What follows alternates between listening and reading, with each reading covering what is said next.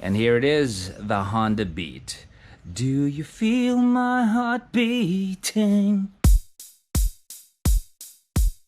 Welcome po sa isa na namang episode ng Makina Moto Features. This time, susubukan natin ang isa pang scooter or automatic ng Honda, ang Honda Beat. Nakakuha ako ng mensahe galing sa Honda Philippines at nabalitaan ko nga na ang Honda Beat ay number 1 ngayon sa segment niya na 110cc. Not just in the Philippines, pero sa buong Asia. Hanep no, number 1 in sales in the whole of Asia in this segment. Ang scooter, malakas yan sa parte natin ng mundo. Dito sa atin, masikip at ang sama ng traffic, yung nakakaurat na talaga. That's why these little scoots are very attractive to both beginners and more experienced riders. The Honda Beat, it's 4-stroke air-cooled single overhead cam, 110cc's, ACG starter siya, may kick and electric, transmission type, it is automatic, V-matic, telescopic forks at the front, monoshocks at the rear, 14-inch wheels, with a fuel tank capacity of 4 liters. We're gonna get into more of the specs later on.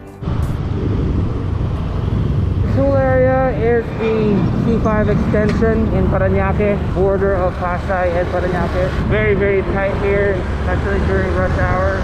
But we have the Honda Beat, and I'm confident I'm gonna get to where I need to go to, no problem. Okay, Salis Bridge, rush hour. It is about 6 o'clock in the morning right now. Really tight here. But I am the master of Salis Bridge, and we are gonna whiz through this the safest way possible.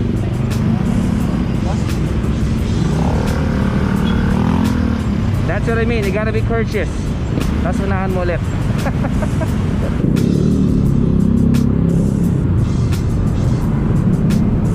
Okay, the Beat is just fantastic. This is one of the best scoots that I can just go around and dali mainubra. And we're off. As expected, okay na okay yung Honda Beat sa pang-araw-araw nating masikip na realidad. Parang pinong buhangin na lumulusot sa mahigpit na kamay ng trapiko. Electric scooter, they should just put more protection, man. That's just too squid. I know wala pang regulation, pero nakikihalubilo ko kasi with somebody else.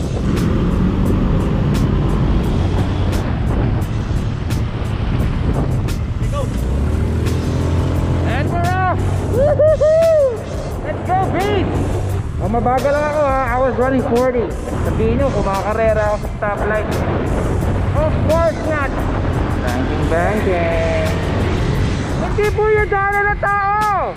Hoy! Pared!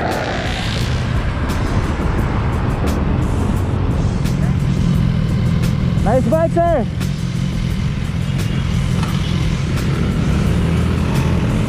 Nauna ako yung BMW.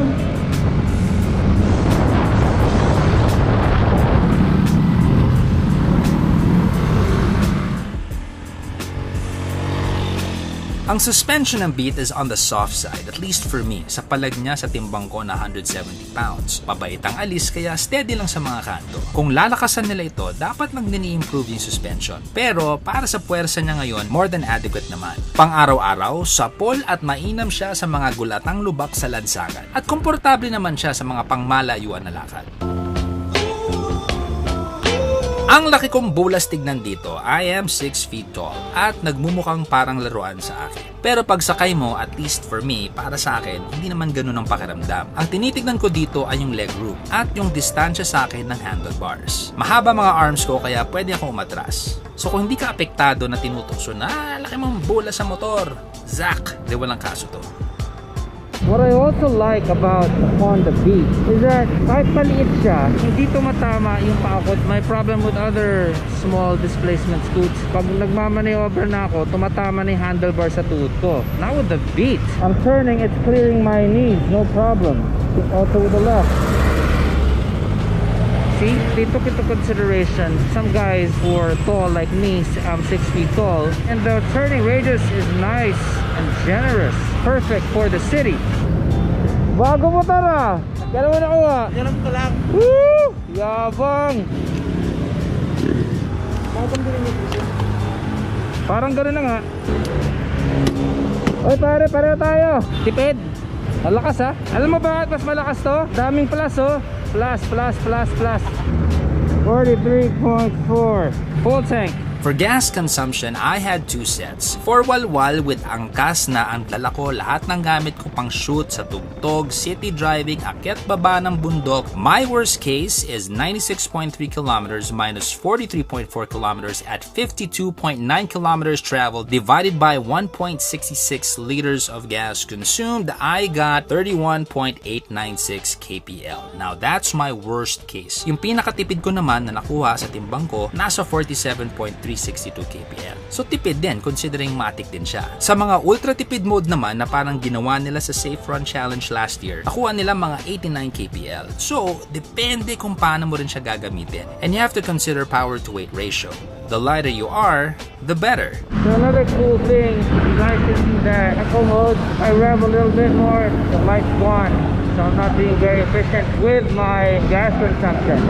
But I can speed up if I accelerate slowly, maintaining that green light over there. This is the Honda Beat Street. This is the standard version, which means it does not have the CBS or combi brake system, nor the ISS or idle stop system. It's just your bare bottoms Honda Beat, the standard version. So what's Honda trying to sell here in this bike? It's their stylish headlight, basically the whole look of it all. Sharp tail as well. This whole bike is compact, small, it's light, it's very easy to ride on. At least with my time with it. Tubeless na rin yung mga gulong. Tubeless. Disc brake in front, drum at the rear. What's also nice about the Street now, it's got a safety switch on the side stand, meaning, alright, so it's gonna shut itself like that. Now the gauge is a combination of digital and analog, so that's what's happening with the Beat and the cluster. It's very straight up. Let's take a look at the U-box, pop that open. Let's take a closer look at the welds here. You got some slight surface rust there. Butlig lang naman yan. It's all on the surface. I can actually scrape it out. Yeah, that's that. Manual is located here. This part is plastic, which means kayod factor nito at ito di apektado, walang bakal or pintura na pwedeng kayurin because nga plastic siya. So that's good. Don't mix fuel with additive. Don't remove the cover. Do not clean air filter. Replace it according to maintenance schedule. In other words, huwag kayong magmarunong at sundin na lang ang instructions para walang sisihan. It can fit 11 liters of stuff. Anything and everything except a helmet. Pretty much straight up. I raise this. Yeah, you can actually take this all out with these 2 screws also. Seats, pretty grippy, synthetic. It's a bit on the shiny side. Pero upuan niya okay din. It's comfortable naman. Got a little nice wide breath. If I sit down, dead center. May konting overlap siya dito. Oh, Zach, you naughty boy. That's okay. Hindi naman tipong kitted like dirt bike. But it's also not as wide as some others. It's pretty on the slim side. Pero tama lang. Pero din tayong sabitan dito. Little bag there, your helmet. If you trust to leave your helmet in the parking lot. Like the Click, it's asymmetrical with the compartments in front. Ito mas malalim. At ito hindi ganun kalalim. Floorboard. Very, very spacious. A lot of room here for my legs.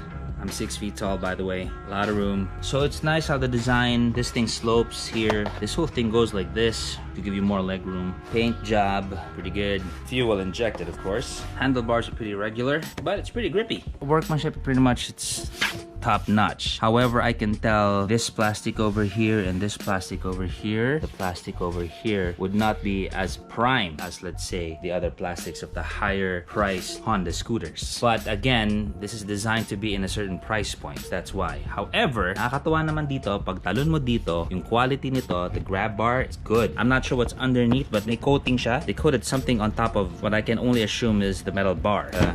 Which I think is cool. The difference between this, the standard version, and the one with the combi brake and the ISS is about 3,000 pesos. So it will make you think, sulit ba? Konting tumbling na lang, doon ka na sa may combi brake tsaka ISS. So depende siya kung type mo ba yung ISS to begin with. Is importante ba yan sa'yo? Importante rin ba sa'yo yung combi brake? You know, mga ganun bagay. Saan ko ba magagamit yung extra 3,000 matitipid ko? You know, stuff like that. Para sa top speed naman niya, with no load except for the bike itself, it can go over 110 kph with the limiter. On the road with an actual rider, kaya niya rin sagarin at abutin yung limiter. It'll just take some time though. Sa brakes naman, in typical Honda fashion, may kagat talaga siya. Maaasahan mo lalo na pag sabay mong ginamit. Yes, try the brakes. Oh, huh? Wow. Now if you've seen my other Honda reviews, you'll remember that most of the time the rear brakes of a Honda will lock. This one, walang skid. It's gonna slow down gently, but you're not gonna skid. Now let's try the front this time.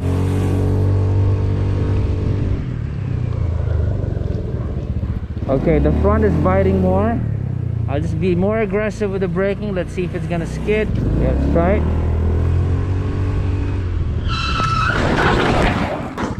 Nangyari ang hindi inaasahan. And as you can see, when I test brakes, I really try to test them in a private subdivision when no one is around.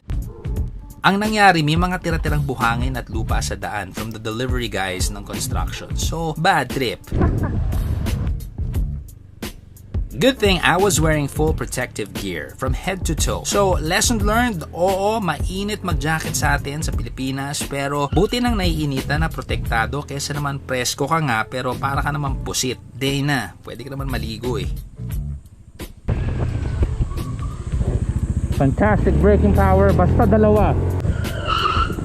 So a little tip on braking: if you're skidding, have the presence of mind. If you feel like the front wheel is already skidding, let go already. Let it roll. Because if you're gonna grip the front brakes even more, semplang ka talaga. At kung titignan natin na mabuti ano nangyari sa motor sa aking semplang, meron po tayong gasgas dito, meron po tayong gasgas dito sa fender, dito naman malinis, dito may gasgas, at yung heat shield ng exhaust may gasgas. Yan lang po nangyari sa aking little spill, pero structurally tibay ng chassis, walang nangyari, walang karag-karag. It was running fine, nice and smooth still. So, na-testing natin ang Honda Beat sa semplang na medyo minor at wala naman nangyari sa kanya. At sa akin, ano naman nangyari? Wala naman masyado. Ito po ang aking legs. Maayos. Dito ako sumemplang. Wala naman nangyari because I was wearing some protective gear. Meron lang po tayong peklat ng mga agat ng lamok. Sa ating kaliwang bahagi, okay lang din. It's my hairy legs. Importante talaga ang protective gear. Sa aking kamay naman, meron po tayo dito. Nakikita niyo yan. Medyo nag-heal na nga dahil kumayod siya sa aking gloves. Ngayon, napakatindi ng kompetensya sa partidong ito. Andito na ang emerging market or new market segment. Andito yung mga taong nais sumubok or magsimula na sa motor. Ang Honda Beat Street ay kabatak yung Honda Beat Fashion at pareho presyo nila at 66,400.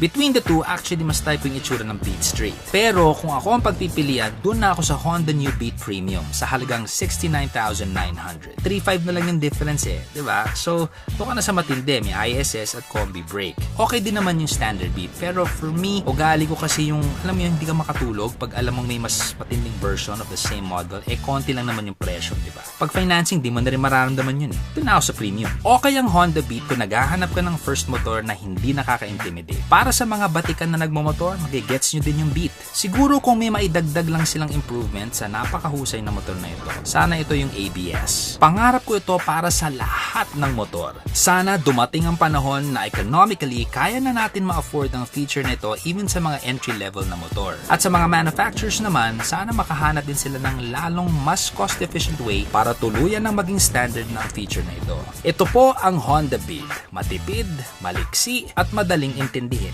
Ito po si Zach ng Makina Motor Features. Ciao!